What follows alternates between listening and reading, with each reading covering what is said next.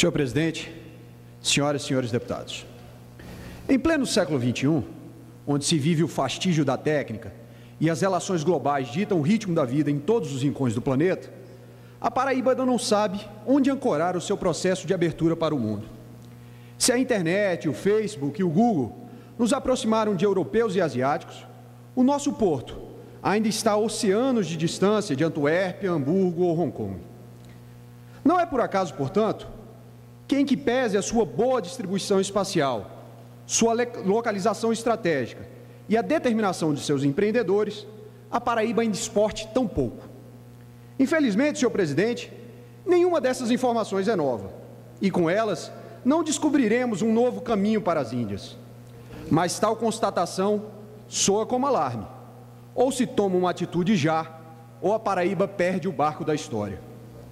Nobres colegas, em termos relativos, podemos dizer que a participação da Paraíba no bojo das exportações brasileiras é insignificante. Mesmo se compararmos a alguns estados vizinhos, a nossa posição ainda será embaraçosa. No ano de 2010, por exemplo, a Paraíba exportou, segundo a Secretaria de Comércio Exterior, a SECEX, 217 milhões de dólares, dos quais uma pauta de apenas 3 produtos, calçados de borracha, confecções de algodão e açúcar, representou mais de 4/5 do total. De acordo com a mesma fonte, no mesmo período, Pernambuco exportou cerca de 1 bilhão e 100 milhões de dólares e o Ceará enviou ao exterior cerca de 1 bilhão e 300 milhões de dólares em produtos. A escolha desses estados, aliás, como termo de comparação, não foi aleatória. Ambos contam com pelo menos 2 grandes portos e se destacam pelos colossos de Pecém e Suape. Tampouco é coincidência o fato da Transnordestina, uma das maiores obras do PAC, ligar as duas instalações às novas fronteiras agrícolas do oeste pernambucano e do sul piauiense. Mais do que uma consequência do processo de desenvolvimento, um bom porto é um dos vetores que catalisam esse processo. Voltando à Paraíba, certamente se dirá que há uma miríade de fatores a explicar o fenômeno das suas pequenas exportações. Eu concordo. Mas o que salta aos olhos nesse instante é a inexistência de um porto moderno e producente. Apesar de seu indiscutível potencial, o Porto de Cabedelo sofre há anos com o binômio baixa demanda e pouco investimento. Aliás, a ociosidade do porto fortalece os seus concorrentes, dando-lhes ganhos de escala e deteriorando ainda mais a sua estrutura. O resultado é um porto menos competitivo e cada vez mais obsoleto. Colocamos-nos, então, diante de um teorema tão simplório quanto desafiador. Não se exporta porque não se tem um porto eficaz e não se investe no porto porque ele não tem demanda. Lentamente, parecemos, então, despertar para a importância de Cabedelo para o nosso futuro. Em 2009, uma iniciativa capitaneada pela Federação das Indústrias da Paraíba criou o Comitê Permanente em Defesa do Porto. No mesmo ano, em parceria com o deputado estadual Guilherme Almeida, participei da criação da Frente Parlamentar em Defesa do Porto, no âmbito da Assembleia Legislativa do nosso Estado. Em 2010, o esforço de alguns políticos do Estado, como o colega deputado Manuel Júnior, o senador Vital do Rego Filho, o ex-deputado Marcondes Gadelha e o ex-governador José Maranhão, redundou no compromisso, posteriormente cumprido, do ex-presidente Lula em consignar mais de 30 milhões de reais para o desassoreamento do leito do rio em que se debruça o porto, obra popularmente conhecida como aprofundamento do calado. Esforços honrosos, mas ainda insuficientes. No que tange ao crônico problema do calado, ele ainda não foi resolvido.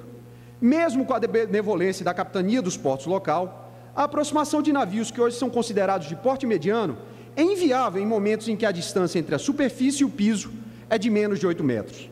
Nossos vizinhos de Suape possuem um calado superior a 17 metros.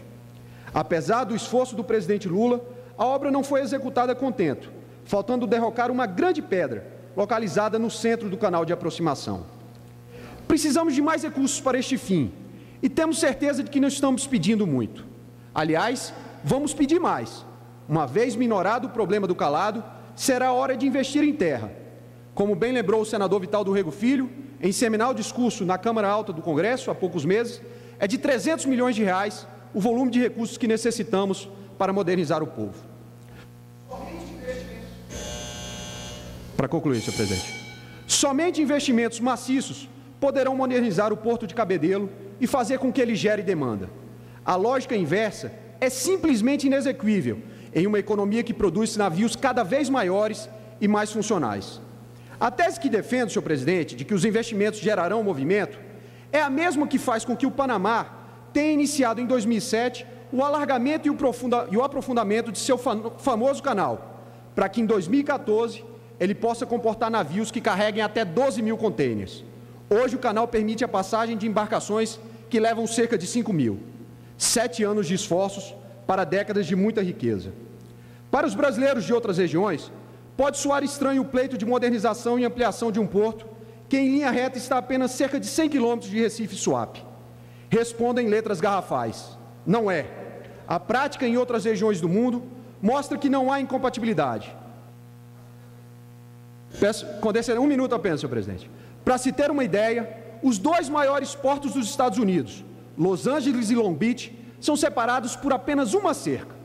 Além disso, a capacidade total dos portos brasileiros já está sendo utilizada. São poucos e estão sufocados os portos nacionais.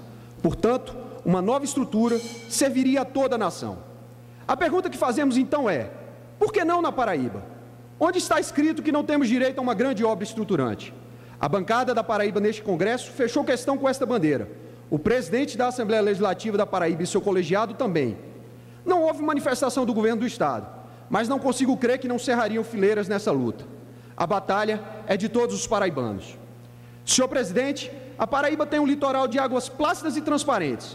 Nos inspiraremos neles para não permitir que o processo de desenvolvimento do nosso Estado se dê em águas turvas. Um bom porto é um ótimo começo. Obrigado, senhor presidente.